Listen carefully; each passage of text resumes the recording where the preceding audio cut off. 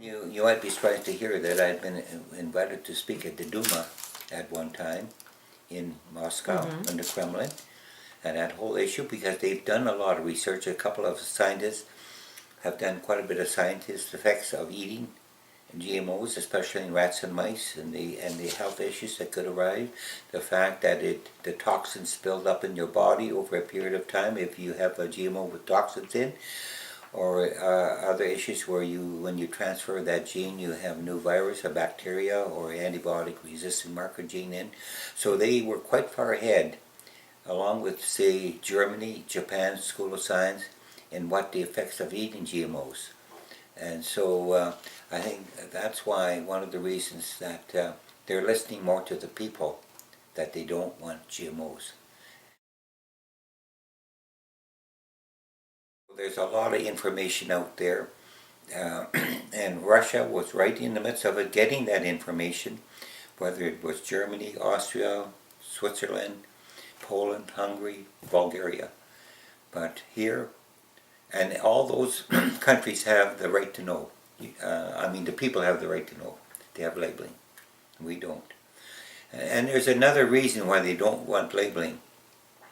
These companies know, they had a lot of research done in the 80s, before it ever was released, the effects on the immune system, the effects on your liver, your kidneys, and other functions in your body.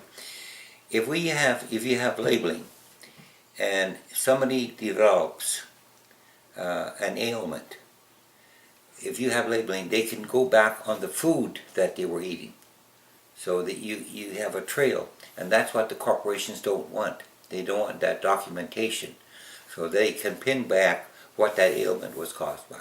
And we don't have that information here, because we don't know all the foods that have GMOs in, which are probably now about 60, some in Canada, to some degree, to a very small degree, to a very large degree, especially in corn, which now has 8 genes in it. 8? 8. And what they call gene stacking is what we had. So corn not only has the GMO in regards to herbicide, it also has a gene in it for the pesticide and insecticide, where it will kill kill the corn, corn borer or whatever. Right. But when you eat that, you're also eating that. And you have to remember, it's a lot stronger when they put that gene, that toxin or that herbicide gene into the seed. You have to remember, when that seed produces, the nature of a plant or of a seed is to reproduce. So when you put a toxin in, that also reproduces to a much stronger strength, because you're producing that in that seed. The nature is to reproduce and multiply. So you're eating a lot more than what initially was put in that plant, or that seed, I should say. Mm-hmm. So that's a lot of things people don't realize. When I was in Germany, some of the first times, Monsanto used to say always, there was no horizontal transfer. That's the term they used, which meant that when you ate food with GMOs in it, it would just pass through a body. And that's totally false. It'll go through your stomach lining into your intestines, through your lungs, into your bloodstream, and ultimately into your the flesh of your body. So it does build up, whether it's an insecticide, whether it's a pesticide, whether it's a herbicide gene that's used. And I told before that in the transfers, you have to use a virus, a bacteria, or in some cases, in canola especially, antibiotic resistant marker gene. What are some steps that we can do as consumers and growers to make the government listen to us? Well, the biggest thing is that I think the power is, I often gave a lot of thought to that a number of years back, when it seemed, are we getting anywhere? It's very difficult to answer your question. First of all, it has to go, the consumers are where the power is, because it's what you eat, and what you're and Then the other big issue, or the dangers of eating GMO foods, the other issue is the environment. Our biodiversity, our indigenous seeds, our heirloom seeds. I speak a lot of, like especially in U.S. and New Mexico, Arizona, to the nations, First Nations tribes, people. They're very concerned. They're building seed banks and everything else to protect their seeds. So it's the loss of biodiversity. So farmers now here would be very difficult to find any canola that is not GMO. It's all, you buy something, it's in canola seed, it's all GMOs. You don't no longer have a choice. Your choice is taken away.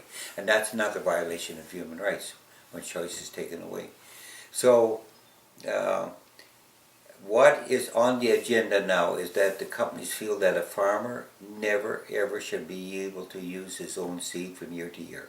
He must buy the seed each year. And that's where that new bill that's before the House right now, I don't know if you're aware of it, the new bill, I forget the number of it, where the companies would have that.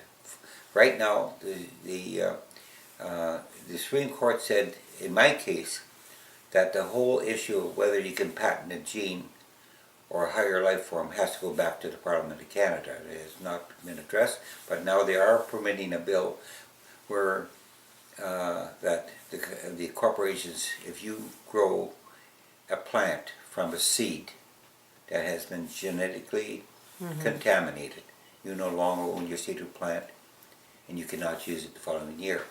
Or if it is contaminated, you can use or sell it, but you cannot use your own seed the following year. You must go and buy the seed from the company again. So it's total control of the world seed supply, and that leads you to why. If you have to control the seed supply, you control the world food supply. Do you think that's what it is? They're trying to control the world That's supply? where it's coming to. They have total control, and seed business is one of the biggest money-making business in the world. I think it's around $40 billion a year, the seed business, and that's what they're after. That no one, you must buy your seed each year. Right now, if you want to seed canola, it's primarily GMOs. But eventually, if you had a farmer had to buy his oat seed, his barley seed, his wheat seed each year, look at the cost that would cost them, the input cost extra. And that's what we're headed to. And this province wasn't built on that. Our province was built on saving our seeds. Yeah. And growing from year to year. Yeah, but you know. those days are numbered. Just go to Mexico, and half their 10,000 varieties of corn are already contaminated. And eventually, Guatemala is very concerned about their corn, and I would suspect the last time I was down there, they were indicating to me that they were very, very concerned. But I'll bet you in the 2 or 3 years since I've been there, I'd find varieties that are contaminated. Because in food aid by Canada and the United States, the surplus GMO seeds that we had is what's sent. So that contaminates. And although it's for food aid, it's always sent in seed form. It should all be milled first, that you could not use it for seed. So it's bad enough to eat GMOs, but when they send it in seed or kernel form is the word I should use. A farmer he doesn't know if it's GMO or not. He uses it. That's how Mexico got contaminated. Food aid from the United States in the form of whole kernel. I know at one time I was accused when Zambia and I believe the other country was Tanzania refused to take food aid even though their people were hungry unless it was they didn't want the GMOs. And I was questioned by reporters, and you like to see people starving and go hungry. I said, no. I said, there's two evils here. One is that they're eating a GMO. The other evil is that if you bring in whole kernel, it'll contaminate their land with GMOs. So I said, I'd rather see them eat it. At least they have something to eat for a short period of time. But I said, if we want to send food aid, it should be milled. They cannot be used for seed. And I said, but we're sending we're sending a food aid that can contaminate in two ways: the food that they're eating afterwards and the seed. think what has happened is that, I'll give you an example of this, is that regulatory approval for the companies to introduce GMOs, and I'll use Monsanto as an example. There's Okay. others. That's correct. To get regulatory approval was given by the government on documentation supplied by the companies. In other words, the government didn't do no research whatsoever on the effects of GMOs. They only used the data supplied to them by Monsanto. Now, to give you an example of what happened, I took some of that data from the information supplied to the government, Canadian Food Inspection Agency by Monsanto, to the School of Science in in Japan. And they redid that whole experiment documentation that Monsanto submitted to our government, and in their final report to the Health Ministry of Japan by the School of Science, they said that all the documentation supplied to the Canadian government by Monsanto was fraudulent and falsified. So, and then Monsanto says it's safe. The government of Canada has given us regulatory approval, but only based on the data supplied by them. See, the government feels that then they don't have to spend the money. It's all about money saving to do the research themselves.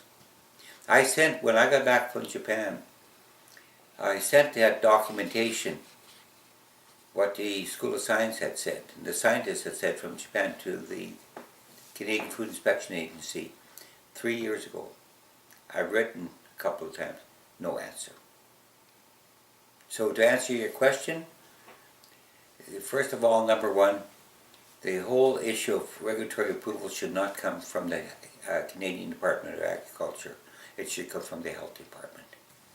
And that's where the regulatory approval. Canadian Food Inspection Agency is under the Department of Agriculture. It should be under the Department of Health. I don't know if that would be any better, but I think there'd be more chance that the research could be done under the Health. But so those are some of the things that I know that Monsanto a representative will never ever come to a meeting where I speak at, even though if they have been invited and they agreed to come and they find out that I'm coming, because a lot of that documentation that I've just mentioned, or the information I just mentioned, I can produce the documents. I can produce the extortion letters where I mentioned before. I can the contracts I can produce, and they don't want that done at a public meeting. The message that I would give, and I'm very concerned about, being a grandfather and a great-grandfather, I'm very concerned about the food of the future. I'm very concerned about the food that we're feeding to our children, grandchildren, and great-grandchildren. So that's what my principal message is. Demand and ask for labeling. Know what you're eating. Know what you're buying in food. Because that's what more important in life is than the food that you eat. Because it's the source of your health, your physical well-being, and so on. So that's my principal message. And the other thing too is that the young people, people that are in university, people that are in high school, to try and get as much information as they can.